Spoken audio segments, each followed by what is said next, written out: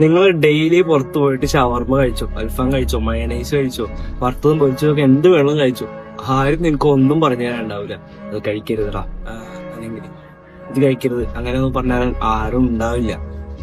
പക്ഷെ ഞാൻ അവിടെ കേട്ടതാണ്, പറയാതിരിക്കാൻ വയ്യ. നിങ്ങൾ എപ്പോഴെങ്കിലും ജിമ്മിൽ പോയി തുടങ്ങിയിട്ട് ക്ലീൻ ആയിട്ട് ഫുഡ് കഴിക്കാൻ തുടങ്ങി, ഒരു 10 മുട്ട ഡെയിലി കഴിക്കാൻ തുടങ്ങി, ചിക്കൻ മീറ്റ് ഡെയിലി കഴിക്കാൻ തുടങ്ങി എന്ന് വിചാരിച്ചോ, ഈ ഒന്നും പറയാത്ത ആൾക്കാരുണ്ടല്ലോ, ഇൻസ്റ്റന്റിലെ ഒരു ഡോക്ടേഴ്സോ സംഭവം അത് കഴിക്കരുത് ഇത് കഴിക്കരുതെന്ന് അവർ പറഞ്ഞു തുടങ്ങും.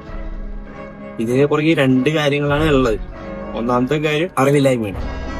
രണ്ടാമത്തെ കാര്യം എന്താണെന്ന് വെച്ച് കഴിഞ്ഞാൽ ആർക്കും ആരുടെയും മേട്ട് വരുന്ന ആർക്കും ഇഷ്ടമല്ല. അത് അങ്ങനെയാണ്. ഇങ്ങനെയുള്ള കാര്യങ്ങൾ ഇങ്ങനെയുള്ള ആൾക്കാർ പറയുന്ന ഒന്നും നിങ്ങൾ തലയിലേക്ക് എടുക്കേണ്ട ആവശ്യമില്ല.